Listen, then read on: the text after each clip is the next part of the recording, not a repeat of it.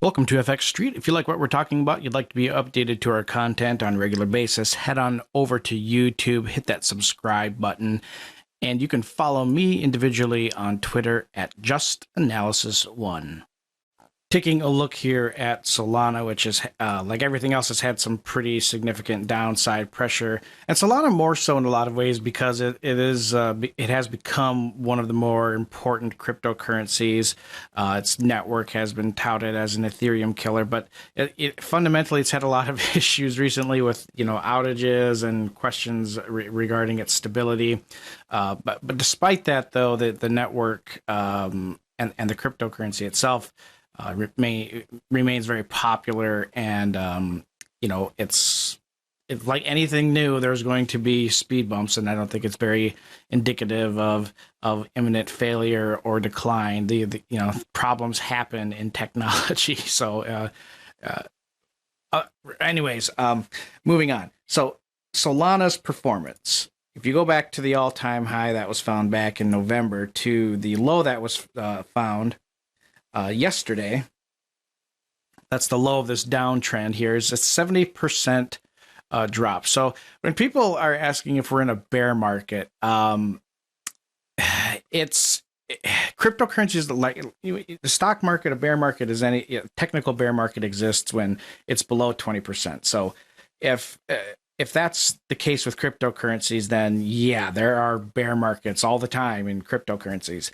I think bear markets, though, in cryptocurrencies, you have to establish those by length of time and amount of pain, and measuring it from a technical perspective is kind of silly in a lot of ways, because Bitcoin experiences 40 to 55% drops in an uptrend as normal pullbacks, and altcoins they get between 50 and 80% at times on average.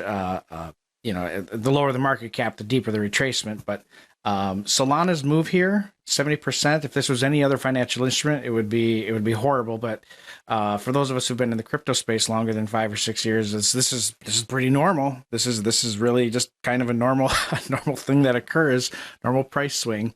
But definitely you can see how it has accelerated. If you add a parabolic trend line from the all-time high to where we are now, and if I make that trend line just a little bit wider, you can see that the move has accelerated significantly, and the slope has just kind of gone into a straight down zone.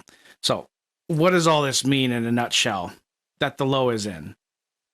You look at the daily chart, the optics bands are at an all-time low, and they've been sitting here in an all-time low for almost a week.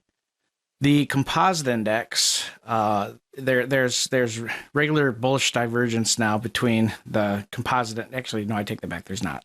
But the composite index hit a low that hasn't been seen since September of 21 on the daily chart, and the RSI is in a bear market, and it hit the last oversold level at 20, and we're kind of trending a little bit higher there. On a weekly chart, Solana hit a new all-time low.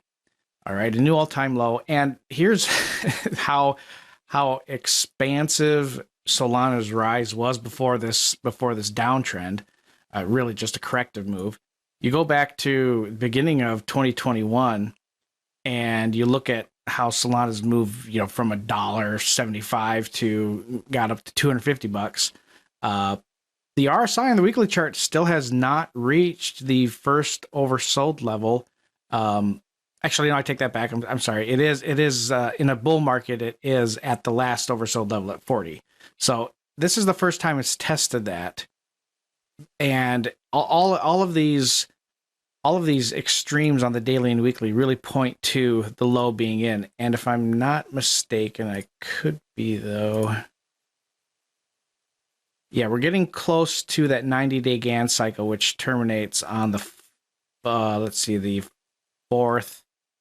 Yeah, the 4th of February. So next Friday, that 90-day Gann cycle terminates. So, and we're right in the range where for the market to find its bottom and continue higher. So, upside potential here. If really what Solana needs to do I'm sorry, this is taking a little bit longer than usual. It really needs to get to $100. It needs to get to $100, close at $100 on the weekly chart. That is the kind of level it needs to get to really prevent any further slide south. If it fails to hold above the 50% fib retracement at 91, we're looking at a fairly deep drive south, which could send it lower towards the next high volume node, which is all the way here at $70. So I guess it's not that crazy of a move from 90, but yeah, there is definitely a look and a reason to anticipate a drop to the 70 to 75 zone, and below that you get all the way down to 35, whereas the volume point of control is at. I don't think that's going to happen. It looks very much like Solana has developed a really nice supportive bottom zone here. But again, really needs to claw back up to close the weekly chart at $100 or above, and then test the next level as resistance in the 140 zone. Thank you for watching. Hope you guys all have a great weekend. Please don't forget to like, comment, and subscribe.